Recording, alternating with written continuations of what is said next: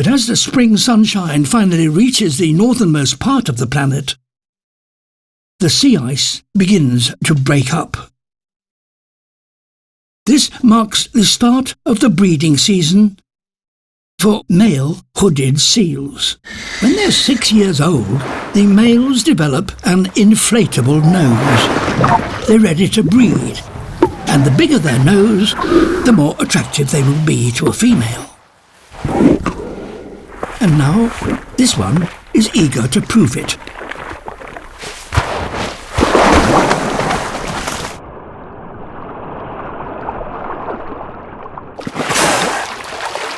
A female has just given birth. The mother spends a mere 4 days feeding milk to her pup, and then, and only then, will she be ready to mate again.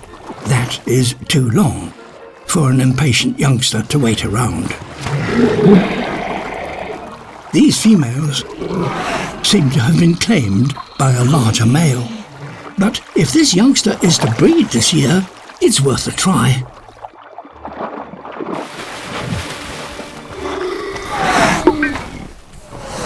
An inflatable nose can also be used to intimidate a rival.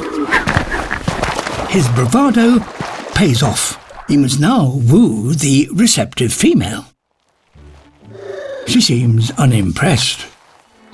But he has another trick. He has an expandable sac within his left nostril.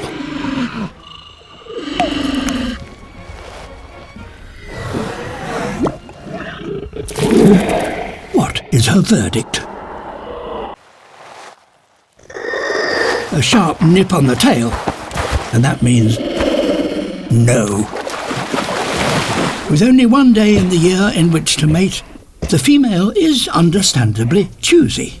And until the youngster has grown a more impressive balloon, he's unlikely to be chosen. No wonder he's deflated.